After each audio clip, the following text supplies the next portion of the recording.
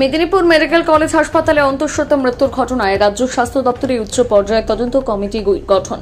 Medinipur medical কলেজে আসছে তদন্ত কমিটির সদস্যরা। মেদিনীপুর মেডিকেল কলেজ হাসপাতালে প্রসূতি মৃত্যুর ঘটনায় রাজ্য স্বাস্থ্য দপ্তরের তরফে গঠন করা হলো উচ্চ পর্যায়ের তদন্ত কমিটি। আজ কলকাতা থেকে মেদিনীপুর মেডিকেল কলেজে আসছে রাজ্য স্বাস্থ্য দপ্তরের 2 সদস্যের প্রতিনিধি দল।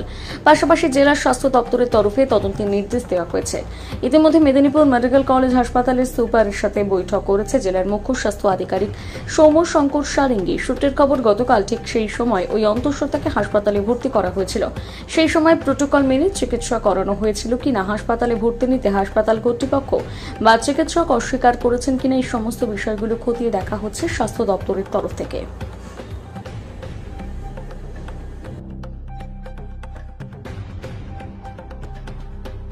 পরিবার অভিযোগ করছে যে গতকাল নিয়ে এসেছিল, তাকে রিসিভ করে ঘুরে দেওয়া হয়েছে এবং পাশাপাশি আবার আজকে যখন নিয়ে এসেছে অনেকটা টাইম লেগে গেছে তাকে অ্যাডমিট করতে। আমার কাছেও পেশেন্ট পার্টি এরকম অভিযোগ জানিয়েছেন ওভার টেলিফোন। তো আমি সেটা জানা মাত্র আবার এন থেকে একটা তদন্ত কমিটি গঠন হয়েছে এবং তারা এখন সমস্ত ডকুমেন্ট কালেক্ট করছে, তদন্ত হচ্ছে, যেটা স্যার বললেন এমএসডি স্যার। আর স্বাস্থ্য ভবন থেকেও একটা উচ্চ পর্যায়ের প্রতিনিধি দল মানে তদন্ত কমিটি আসছেন, তারা অন দ্য ওয়ে আছেন, বিকেলবেলা নাগাদ পৌঁছবেন, তারাও তদন্ত করে দেখবেন। পুরো ব্যাপারটাই এখন তদন্তাধীন বিষয় এবং এটা নিয়ে এখনই বেশি কিছু কথা না বলে আমরা দেখি কি হয়েছে। পোস্টমর্টমের রিপোর্ট স্বাস্থ্য ভবন থেকেও তদন্তের নির্দেশ দেওয়া হয়েছে। স্বাস্থ্য ভবন থেকে আসছে 2 সদস্যের প্রতিনিধি দল, তারা রাস্তায় আছেন, তারা পৌঁছে যাবেন। ঠিক আছে, কি বলো স্যার? আজকের অভিযোগ হচ্ছে সিসিইউতে আইসিইউতে যে পেশেন্ট ভর্তি ছিল সে তার চিকিৎসার গাফিলতিতে মৃত্যু হয়েছে, কি বলবেন? যে কোনো প্রসূতি মায়ের মৃত্যুই আমাদের কাছে অত্যন্ত মর্মান্তিক, দুঃখের। আমরা চাই না যে একজনও মায়ের ক্ষেত্রে এরকম ঘটনা ঘটুক। আমরা খবর পেয়েছি, প্রাথমিক খবরটা পেয়েছি সকালবেলা এরকম ঘটেছে।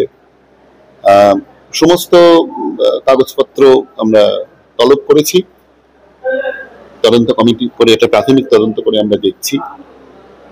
পেশেন্টের বাড়ির লোকের অভিযোগ তো আছেই, সবসময় থাকে, এরকম একটা মর্মান্তিক জিনিস মেনে নেওয়াটা সত্যি খুব কঠিন। এবং আমি অন স্ক্রিন অন ক্যামেরা পেশেন্টের বাড়ির লোক এবং তার যারা নিকট আত্মীয় রয়েছে আমি তাদের ব্যক্তিগতভাবে শোক এবং সমবেদনা জানাচ্ছি। কারণ আমরা যতই তদন্ত করি তাদের যে ক্ষতি হয়েছে সেটা অপূরণীয় ক্ষতি, এটা কোনোভাবেই তো আর ফিরিয়ে দেওয়া যাবে না।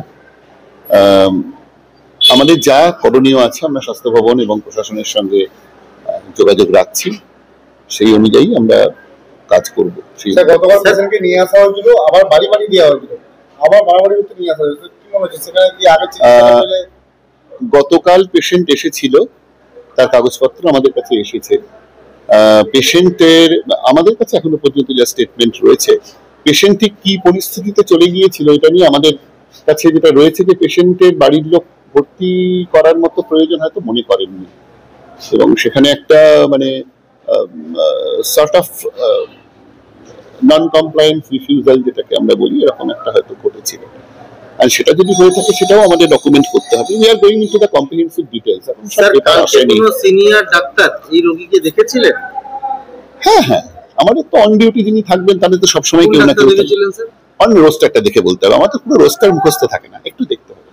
আর সিনিয়র জুনিয়রের প্রশ্ন না, একটা প্রোটোকল ধরে দেখা হয়, সেই প্রোটোকলটা মানতে হেড অফ দ্য ডিপার্টমেন্টও বাধ্য, জুনিয়র মোস্ট হাউস স্টাফ আছে, সেই প্রোটোকল ধরেই ট্রিটমেন্টটা হবে এবং সেই প্রোটোকলটা মেডিসিন ডিপার্টমেন্ট, সার্জারি ডিপার্টমেন্ট সবাই সেই প্রোটোকলটা ধরেই করেন, তাই না? আর সিনিয়র ডাক্তারদের হ্যাঁ তো সমস্যা, তো আমাদের তো টোটাল ম্যান পাওয়ার কম আছে, কিন্তু অন্তত এরকম কোনো নিউজ আমাদের কাছে নেই যে দ্য পেশেন্ট ওয়াজ আনঅ্যাটেন্ডেড, এরকম কোনো ব্যাপার নেই।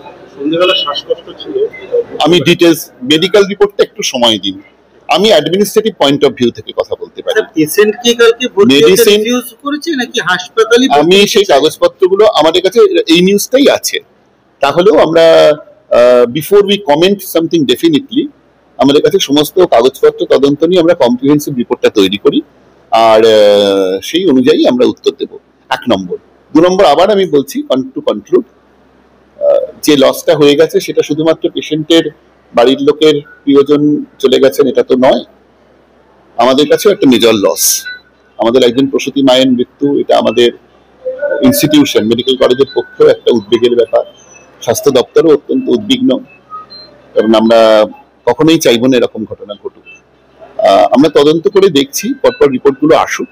এখনো পর্যন্ত মানে ডেফিনিট কনক্লুশনে পৌঁছানোর জায়গা হয়নি। এক্সাক্ট কজ অফ ডেথ কি হতে পারে, কেন হয়েছিল না হয়েছিল, একটা পোস্টমর্টম এক্সামিনেশন হচ্ছে, ওনারা এগ্রি করেছেন।